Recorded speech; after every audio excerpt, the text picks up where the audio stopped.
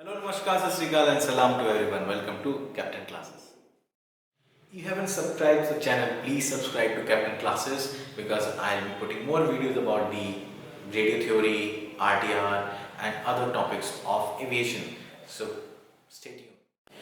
So in the end of this video, I'll be asking you one more question which you have to answer in the comment section, and I'll be giving you the answer in the next video. So please watch the video full and answer at the end. So this is the first video for 2020 on my channel. So I wish you all a very happy new year, and I wish you all that you get the more and more success in this year. So have you seen, if you have seen my last video, it is about how radio waves are transmitting. It means how radio waves are propagating in the atmosphere. So I wish you have understood that video, every topic and each and every wave I have explained in that video. So I hope you have understood. For now in this video, I'll tell you about the skywave propagation. Okay, so skywave propagation, or how this radio wave is transmitting through sky. And before that, I would like to answer that question which I have asked in the last video, and the question was, what is the speed of radio wave? So the answer is, so many people have guessed the correct answer, and everyone was saying 3 into 10 power 8 meter per second. That is correct. 3 into 10 power 8 meter per second, which is the speed of light. And yes, radio wave travels as the same speed of light. So whatever speed, whenever we want to compare the speed, or we want to put the speed of radio wave, so we take 3 into 10 power 8 meter per second. You can change it to kilometer per hour also, and the other units of the speed also you can convert. But yes, as a standard you can say 3 into 10 power 8 meter per second is the speed of light, speed of radio wave. So in this video I will be telling you about the skywave propagation. First of all, what is skywave? In this skywave propagation, actually the radio wave travels through the layer of atmosphere. When it enters a special layer, I'll tell you about that special layer. When it enters that special layer, it feels that there is a denser medium, and because of that denser medium, refraction comes in place. Now, what is refraction? I have already told you in the previous video of my channel that refraction is if a light or a radio wave travels from a denser medium to a rarer medium, or a rarer medium to a denser medium, it bends. It bends either away from the normal, or it bends either towards the normal. Okay, so here in this case, the radio wave travels through the layer, and when it gets that special layer, and that special layer is having a denser medium, because of which the radio wave bends towards the normal. And when it is bending towards the normal, it keeps on bending, and later on it comes back to the earth's surface, and we can get the reception at the other part of the earth, or wherever we have transmitted from the one part, we will get the reception on the other part. Okay, now what this special layer is. So as we all know, we have studied in the 8th grade or before that we have total 5 layers of atmosphere. Okay, so we have total 5 layers in our atmosphere, and the first layer is, I guess, the troposphere, then stratosphere, then ionosphere and mesosphere, and then exosphere.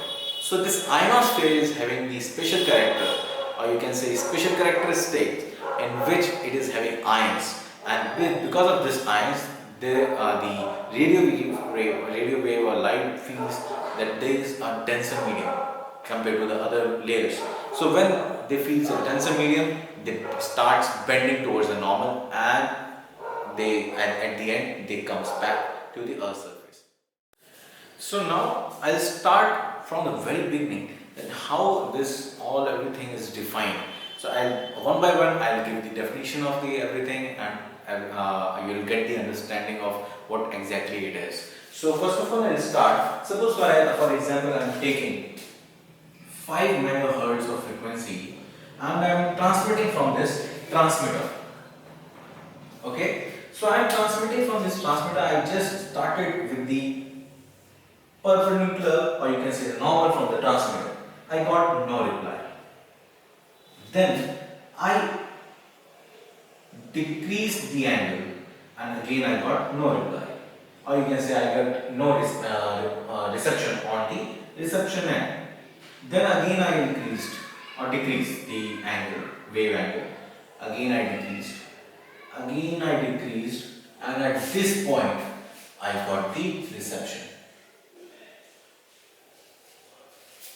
Okay, for all these angles, I got no reception at the receiving end.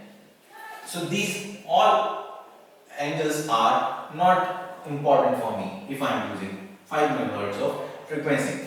But this angle, not the, but you can see from the normal, because I am comparing from the normal, this angle is known as critical angle, at which we got the reception. Critical angle. Okay.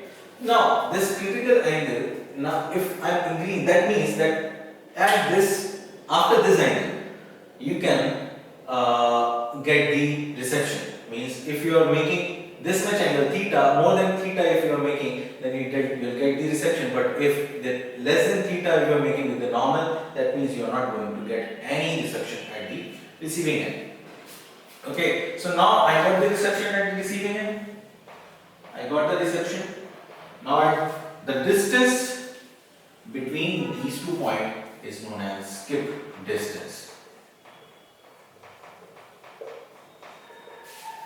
So what do you understand by this? The point at which the reception begins, the distance from that point to the transmitting point is known as skip distance. Now, this is the critical angle. Now I want to get the critical frequency. How to find out the critical frequency? Suppose this is your transmitting. Suppose you are transmitting, you starting from 30 megahertz, and you are transmitting straight or normal to the ionosphere. You got no reply, or you can say you got no reception at this point, because when you are getting reception from this point, or your refraction, you should be getting the reception at the same transmitting point. So at 30 megahertz you got no reply. Then you decreased up to suppose 25, you got no reply. Again you decreased to suppose 15, you got no reply. Again you decreased to 10 megahertz and you got the reply. That means the 10 megahertz is the critical frequency as per current state of ionosphere. This critical frequency can also change. This is not fixed that 10 megahertz. Today I am getting 10 megahertz. Right now, it will not stay 10 megahertz for the entire day or for the entire year. So this will change as per the ionosphere status. Means ionosphere status means this ionosphere, the width of ionosphere can be increased or decreased. As per the ionosphere width, this critical frequency can be decreased or increased. Same happened with the skip distance and what I explained before, the critical angle, that also can be decreased or increased as per the state of ionosphere. If the state of ionosphere is better, means the ionosphere is having wider width, then in that case you will get the reply, or the critical angle will be increased or decreased as per the state. So now this critical frequency is the 10 megahertz. That means you are getting the, if you are using 10 megahertz, you are getting the reply at the transmitter. If you install the receiver at the same point, you will get the receiving, or you can say you get the reception of this transmitting wave also. So if you are using a critical frequency, there will be no skip distance. Okay. How is it possible? See, when the transmitting wave is coming back to this transmitter at the normal, it will refract at the smaller angle too. So there will be no skip distance for the critical frequency. Okay, now next point is very important that if the examiner can ask, if I am using the critical frequency, can there be a skip distance, or what are the advantage of having a critical frequency? You can say if you are using a critical frequency, there will be no skip distance, means you will get the reception at the entire range of this reception, or you can say the skywave propagation, whatever the skywave propagation range is, you will get the reception at the entire range. There will be no skip distance. As you are increasing the the frequency from the critical frequency, the skip distance will be increasing, because you are increasing the frequency. You will get the reception from this angle, not from this angle, but from you get the reception from this angle, and the skip distance will be this. And again, further, if you increase the frequency from 10 megahertz, then you will get the reception from this angle, means this point, the skip distance will be increased, and this way you will get the skip distance increased if you are increasing the frequency, keeping the state of ionosphere is same. If state of ionosphere is changing, then the skip distance will also be varied. Even if the critical frequency is 10 megahertz, it can be increased to 12, 13, 15, or whatever the state of ionosphere is, or it can decrease to 10, from 10 to 9, 8, 7, 6, whatever it is. So critical frequency is also changed if the state of ionosphere is same. If we are increasing the frequency from the critical frequency, then the skip distance will be increased. Otherwise, at the critical frequency, there will be no skip distance. The next important thing is the dead zone. There is a dead zone in this. What is dead zone?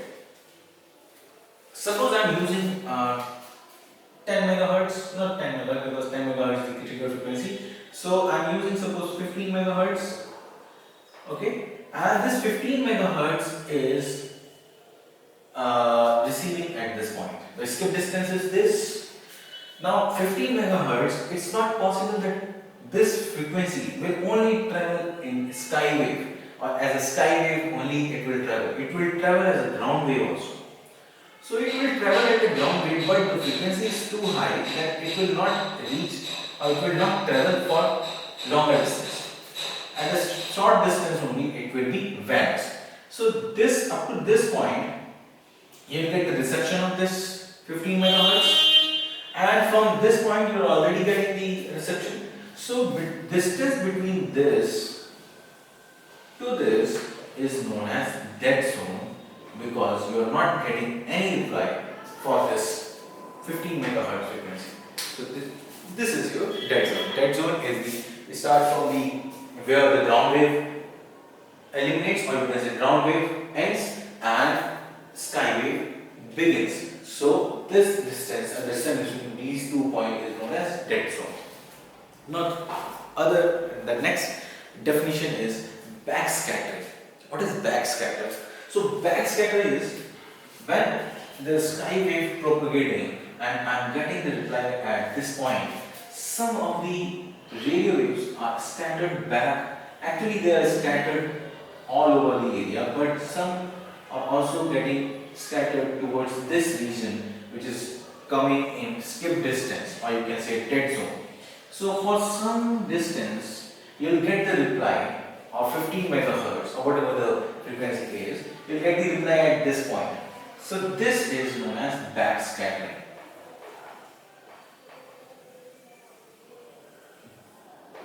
So this is known as backscattering. Okay. Now the next is multi-hopping. What is multi-hopping? Sometimes what happens when we are transmitting a radio wave, it is getting refracted from the ionosphere. While getting refracting, the refracting wave is having so much energy in it that after getting refracting and coming back to the Earth's surface, it is again reflected to the ionosphere and again refracted coming back to the Earth's surface.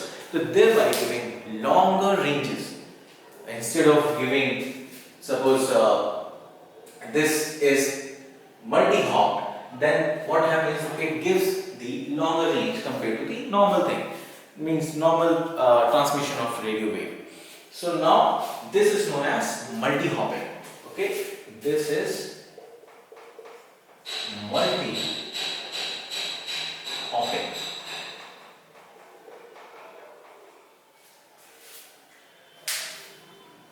Okay, so after now, till now we have what all definitions we have covered. First was critical, wave angle. First of all, the first one was wave angle. That means if a wave is transmitting, if anyone asks you what is the wave angle, so it is the angle between the tangent to the angle or to the wave transmitting. It is known as wave angle. Critical angle is the angle from the normal to the wave, if from to the wave at which it starts getting refracted and coming back to the Earth's surface. So that is known as critical angle, because if you increase or if you decrease that angle, you will not be getting any reply after getting from the ionosphere refraction, because the wave will be going away from the ionosphere. It will not come back. It will go straight into the atmosphere. It will not come back to the Earth. So that is the critical angle. Now, critical frequency. What is the critical frequency? Critical frequency is, if we are using the critical frequency, there will be node skip distance. And how to find out the critical frequency? We have to transmit that particular frequency normal to the transmitter, and we should get back the reception at the same point. If I am getting back the reception, that means the critical frequency is there, and above that critical frequency there will be no reception, but below that critical frequency there should be a reception, because a critical frequency is deciding that after this you are not getting the reception if you are transmitting upward or normally, and below this you will get the reception. If we are using the frequency below or at critical frequency, there will be no skip distance, but as soon as we increase the frequency, there will be a skip distance and it will increase further. Next was dead zone. Dead zone is the point at which the ground wave stops, and the point where the sky wave starts or begins. The distance between these 2 points is known as skip zone, or you can say dead zone. What is backscattering? Sometimes we get the reception in the skip distance because of the scattering at the reception point. That is known as backscattering.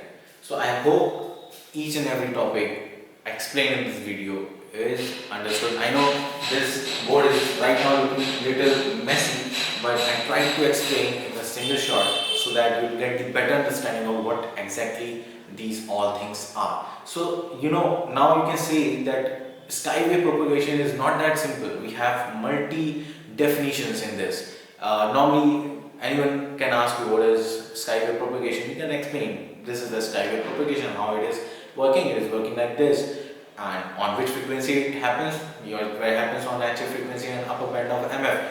But many of the times examiner will ask you what is skip distance, what is skip zone, what is dead space. That this dead space and dead zone, this is all same. Dead space, skip zone, everything is same. Okay, so what is dead zone, skip zone, or what is skip distance, and what is critical angle, critical frequency, wave angle, everything. So I hope you have understood this the whole video, whatever I have explained. This critical frequency is also used to get the information, or you get the maximum usable frequency for a particular distance. So critical frequency is used to find out the state of ionosphere, because critical frequency is getting you the idea of how wider this right now the ionosphere is, and with the help of critical frequency we can find out the maximum usable frequency for a particular distance to get the reception. Okay, you got the ionosphere width and you know the distance of the transmitter to the receiver. So you know maximum usable frequency is can be this, because if maximum usable frequency is as the name says that for a particular distance you cannot use frequency more than that, because if you are using the frequency more than that, then that distance or that particular reception receiving point will lie under skip distance. Okay, so critical frequency is used to find out the maximum usable frequency which can be used between two any points.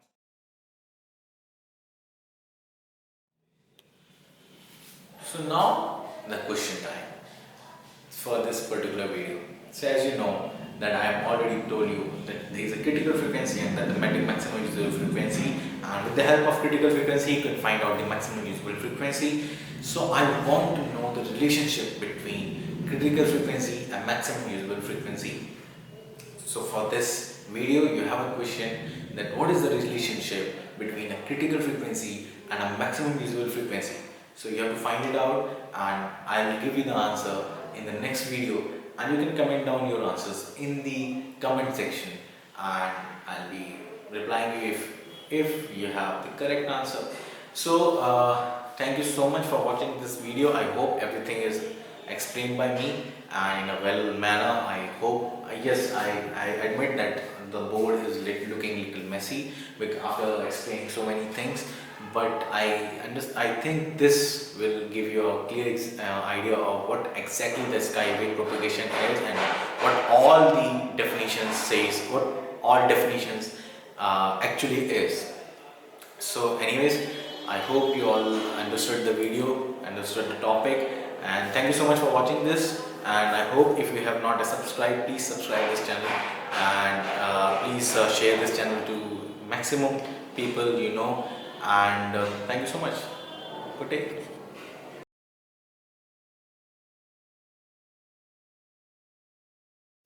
Do you want to see the actual maps? Yes?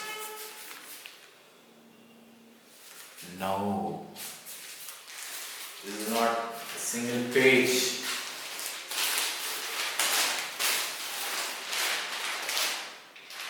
And yes, I said this is not a single page. On the other side also.